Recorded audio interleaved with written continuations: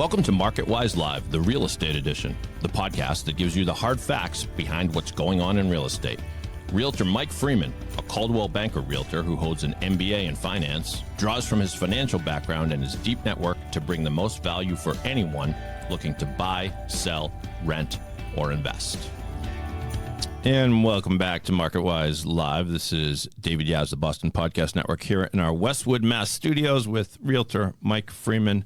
Mike, how you feeling? I'm feeling great. Yeah. Well, we last talked 2 weeks ago. You were wearing the exact same thing. What's up with that? You know, I have a rotation. Yeah. Spoiler alert. We sometimes record these episodes back to back. And that's apropos of what I'm about to say, which is we had a great episode with your guests last week. And the story continues. So, Mike, if you would, remind people who our guests are and maybe what we're going to do today. Yeah, sure. So we have the founders of Eastern Mass ADU, brothers Yosef and David. So thank you guys for being here. Yeah, the first episode went really well, and basically I want to continue the conversation and look at it, start off by looking at it from the perspective of you have somebody who calls you up, you've never spoken to them before, and they get you, Yosef, typically? Yeah, I'm the one who's always answering phone calls, texts, emails, whatever it is. Okay. So I'm the new customer. I call you up and I say, I heard something at a cocktail party about ADUs. Sure. What are they? From the conversation, it seems like something I might be able to do and benefit from. Yeah, what's it? Well, I'm Yosef. What was your name? Because often they usually go, hey, I want an ADU. Can you tell me what's possible? And I go, whoa, let's slow down. You know, what's your name? Nice to meet you. Where are you from? Where do you live? And that gives me the first step. If I'm new on my computer, I can type in their address, kind of get a look at right on the phone call. But the next steps are really just talking them through the process. And for us, that starts with, you know, what's the use case? What's making you think about this? Often we'll hear, oh, I'm just looking for possibilities. And then maybe down the line we say, well, you know, my grandmother, she's thinking about this, or she's, you know, down the line I might want to bring her to the house. And so that's a good kind of understanding of what are they looking for this ADU for. And then we schedule a site assessment. So we do most of it on our end online, and we can use the GIS mapping software that each town and municipality has to look at all the constraints that your lot might have and see if your property is going to be a good match for an ADU. And I would say over the 100 site assessments we've done over the last couple of months, really 95% of properties can build an ADU in some sort of fashion. And we talked about this in the first episode, but you just made me think of this. So the law says that you're bypassing local zoning, but I think you said this, Dave, that you still have to be within the setback requirements, right? Yeah, so that is correct. A lot of what Yosef's talking about when he's looking at the GIS data, he's looking at local zoning. You know, that includes setbacks. It includes things like wetlands and wetland buffers. It includes groundwater and surface water protection districts and any other zoning constraints that might come in, whether that be parking, whether that be septic. So you still have to meet all those restrictions. Sometimes that could mean that we can't do a detached ADU per se. Maybe we have to do an internal conversion or an existing structure conversion. But when we go and we do a deep dive on someone's property and during our free site assessment process, we are able to then give them all the options because we do that upfront work. And when we're doing those options, we're keeping it within the by right category, meaning that we don't have to apply for a variance. Okay, that makes sense. So there are cases then where you would have to apply for a variance even with the new law. Yeah, or honestly, there's cases where, you know, again, this is that 5% niche cases, but we had one where we looked at, they wanted an ADU, but they had too much wetlands.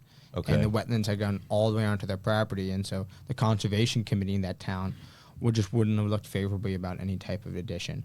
And that's how they were classifying ADUs at that point. So unfortunately, there is those, 5% cases, but again, given that you have almost half an acre for many lots in Massachusetts, I mean, we can even do it on a quarter acre, even smaller than that, we can build ADUs. But again, most lots are at least half an acre. It leaves a lot of space for setback, septic, all of those different components for us to navigate around and still build that ADU. Yeah, exactly. Oh, go ahead, Dave. I didn't want to interrupt you. No, I mean, I think that's the initial part. I think Yosef's usually our front man. He's the guy who's getting all the information and then helping set up and research that person's property. But the next step is really that in-person meeting with a client, getting on site on their property, and then it leads to what we call like a pre-construction process where we're deeply vetting what they're looking for and actually building out a custom, basically building plan, a set of plans, as well as any other lot engineering for things like a septic for that person to give them a full scoped project that they can decide to move forward with if they choose.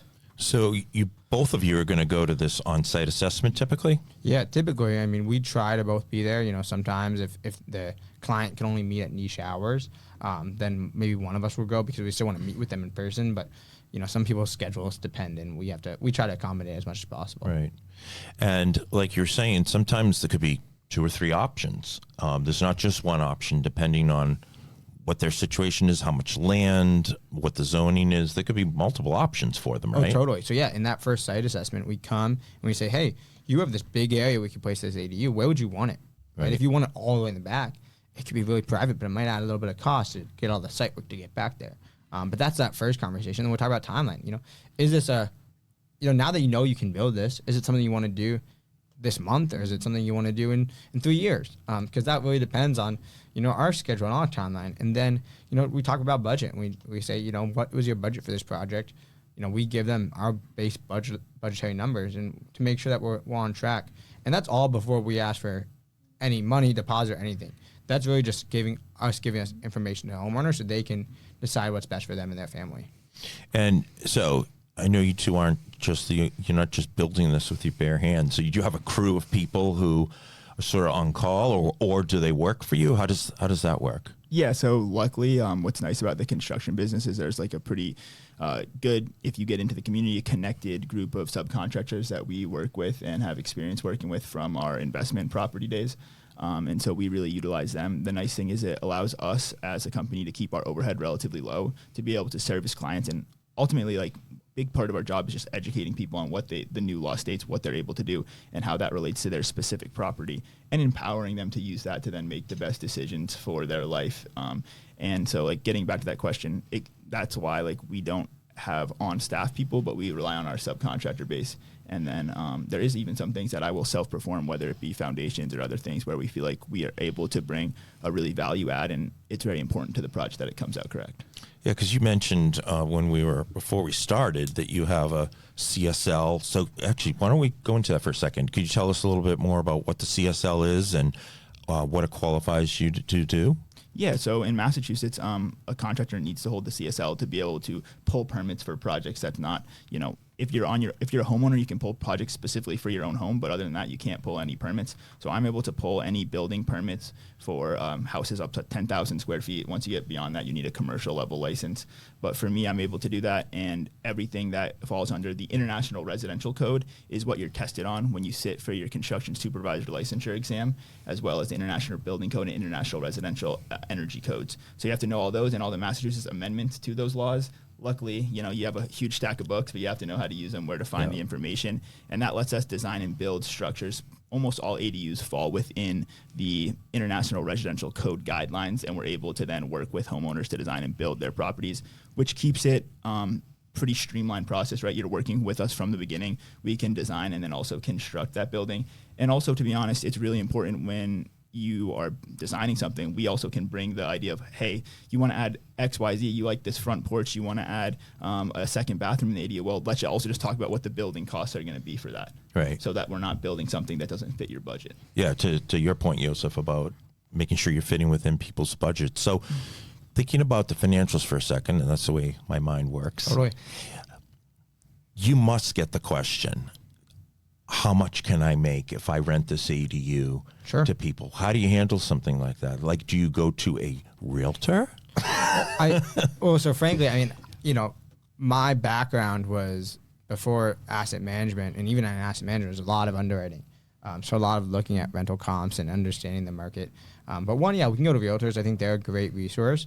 But if it's something as simple as a rental in Sharon, you know, we have a couple of those. We have rentals around Massachusetts. Yeah. So we kind of look to our experience and say, okay, you know, what are the comps? You know, what's the seasonality, right? If you're renting in December, it's not going to go for as much as you're renting in June. Right. But we can prepare that rental analysis, which is what we call it, and it's essentially looking at the added cost that you would have associated with the ADU. So if they finance it, any financing cost, any additional insurance and tax costs, and then any additional maintenance cost, that minus or the rent minus those expenses really gets you your cash flow. But we know in rental real estate, that's just one of the many ways you make money, right? In real estate, there's appreciation, taxes, and debt payoff. So there's really a many benefits to renting out an ADU, and especially for a single family home, it can often make the rental with a single family home much more valuable.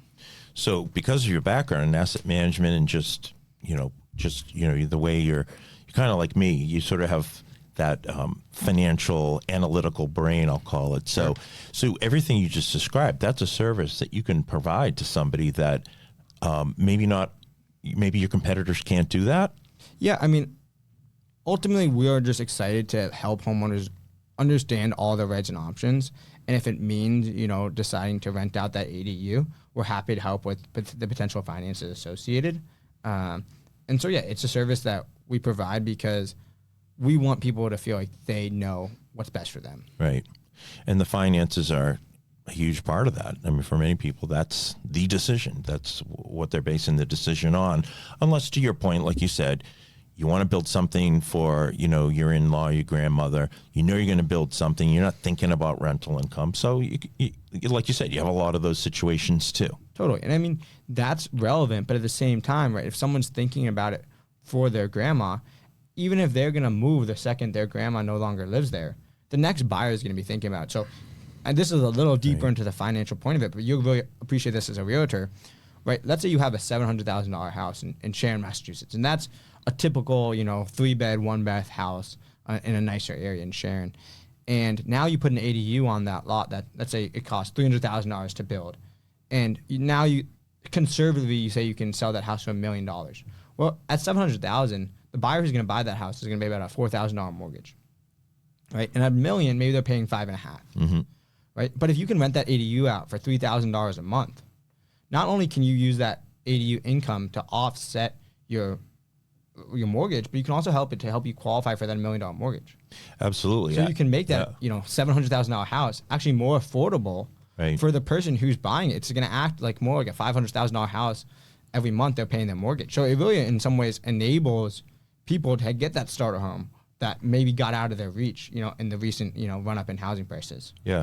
No, I've seen that exact thing that you just mentioned. I've seen people who have, before the law passed, I've seen people buy a house that had an in-law, and they found out that they can include the income that they can expect as a rental. So, okay, I was going to ask you one other question. What else? Okay, so somebody comes to you, again, just kind of getting back to that example. Yeah. They've never done it before. Let's say they live in a town like Sharon, where almost every house is septic, and they want to build an ADU. They currently, to your example, Joseph, they have a 3-bedroom house. They want to build an ADU that has a bedroom. What's the little trick that they need to understand, or they're going to run into trouble? Yeah, so we look at where they are in the town.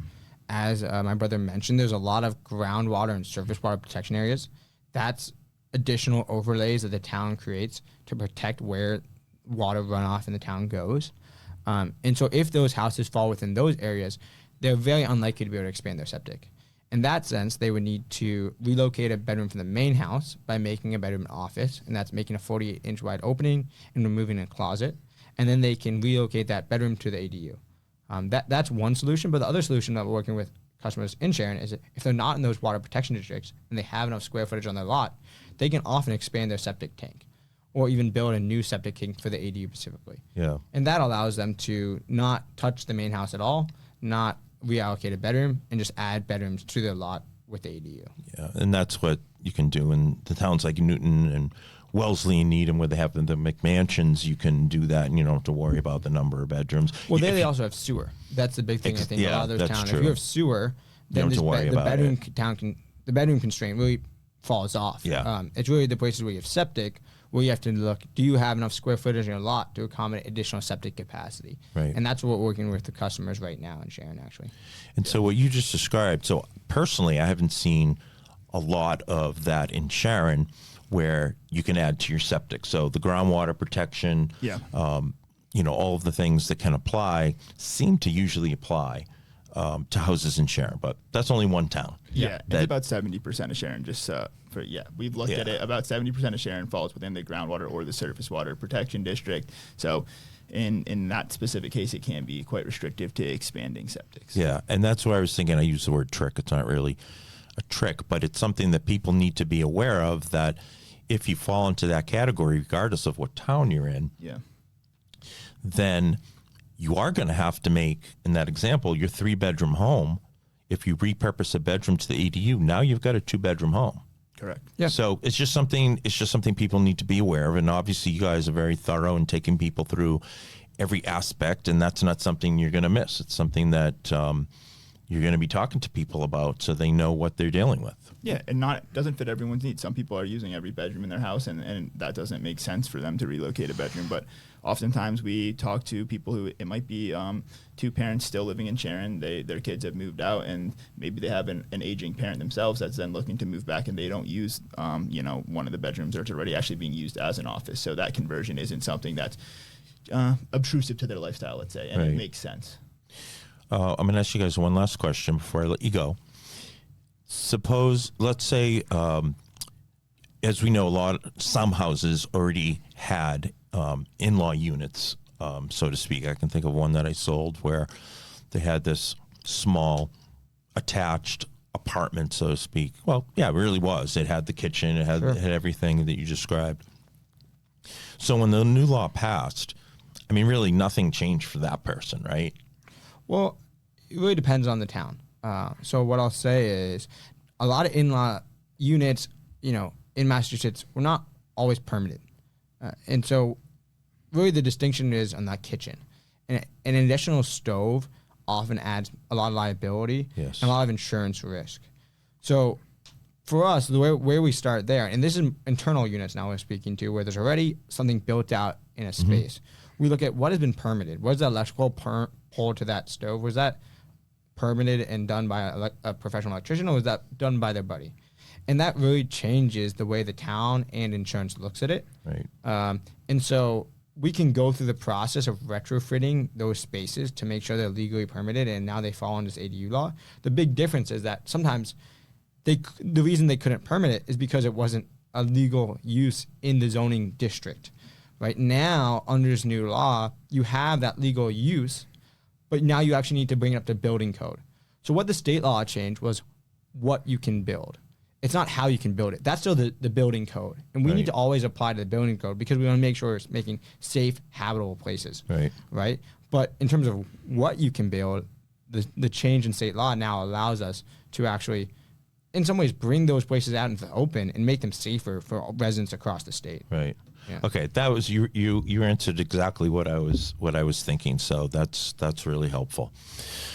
Okay, so I think what I'm going to do now is thank you guys first of all. Of course, thank you. I mean, 2 fantastic episodes, and I think the audience really learned a lot about ADUs, about what you guys do specifically, and how you can help people. And I think that one thing I really like about you guys and your company is I think you do business the way I like to think that I do business, which is that you're helping people and you're guiding them through it, and you're not trying to just sell them something. You go over the finances with them, you go over whether it makes sense or not, and I like that approach. So thank you guys for both being great guests and being with us. Yeah, thanks so much for having us. Appreciate the time. Having us. You're welcome. And I'll turn it back over to producer Dave. Yes, it is time to do that segment where we learn more about our guests and more about Mike. More about Mike. More about Mike. More about Mike. More About Mike is a segment where we spin the magical wheel and come up with a captivating, compelling, provocative question for all 3 of our panelists to answer. So let's fire up the wheel. And the wheel has landed on the following question. What's a moment when you thought, yep, I'm officially an adult now? Yep, I'm officially an adult now. For me, it might have been when my mom cut the footsie parts of my pajamas off because I love those pajamas with feet. And then one day you don't get to do the feet thing anymore, and it's really sad. That was just a couple months ago, right? Well, yeah. I mean, you get something that works, you stick with it, and maybe I'll go back to the pajamas with the feet. Mike, do you want to take this question first, or do you want to push it, or do you want to? What's the word when Defer. they defer to the second half? Yeah. Thank you. Even though we aren't going to have a second half, this is sort of our second half. I'm gonna defer this one over to Dave. He seemed to like this question.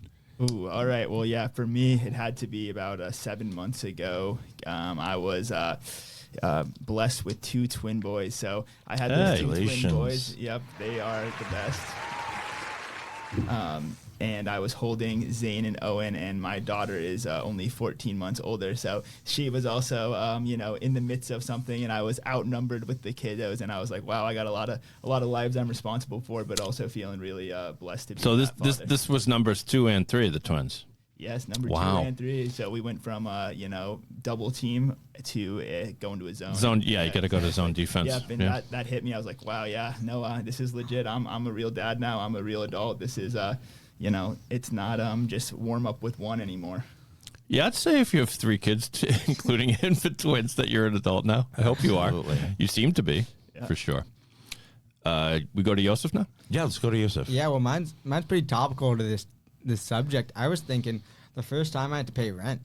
The first time that rent check came out of my account, and I was like, oh, I guess I'm doing this for the rest of my life, for some type of housing cost. And ever since then, we've been excited to figure out how to make that more affordable for people in Massachusetts. So this ADU law really works well with that. Yeah. Yeah, it's usually one of the two. I guess people usually get their first paycheck before they get their first rent check, and they're like elated at the paycheck, and then the rent bill shows up, and you're like, oh boy.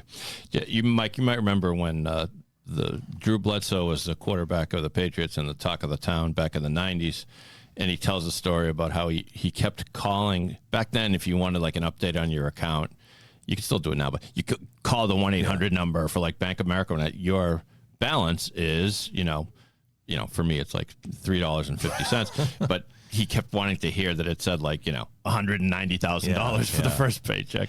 I do. I remember that. And I also remember, you may remember this, is he said he used to be driving around and he'd see like there'd be $100,000 check like up in his visor, and he's like, oh, I better deposit that. Yeah. I don't have that problem. Yeah, I've yet to have that problem either. But Mike, how about you? I'm Yeah. sure you and I was also just like 7 months ago, right? Of course, of course. So mine is the first time I was able to walk into a bar legally. When I turned 21, I turned 21 a few months before my friends did. It was my birthday so early in the year. But I think the first time I was able to walk into a bar legally and show my license and say, I'm 21. Yeah. I can have an alcoholic beverage. I was like, I'm an adult now. It's a great feeling, but if you were like me, I still got a little nervous every time I got carded, even though because it's the residual feeling of, if you tried to get in with a fake ID. Of course, I would never do that. Never in a million years. Well, then there's the really feeling like an adult when we don't get carded anymore, and you're like, oh no.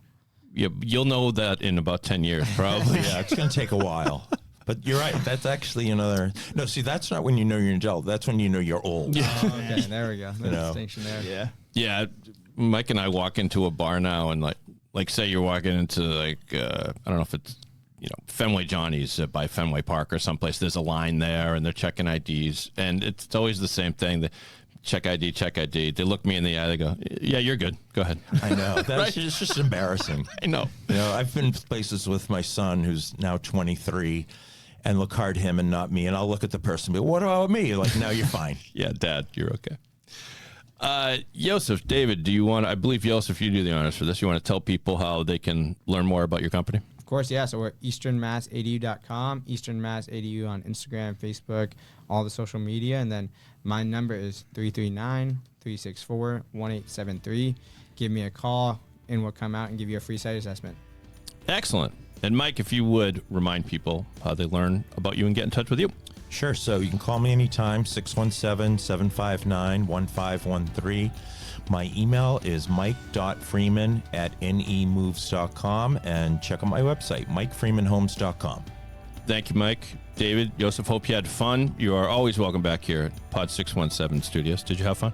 Oh yeah, the best time. You guys are great. You guys are awesome. Thank you for listening to the show. You can find the podcast on Apple Podcasts, Spotify, wherever you find your pods. You can also find it on YouTube and see how handsome all these guys are. We will see you next time. Thanks for listening to MarketWise Live.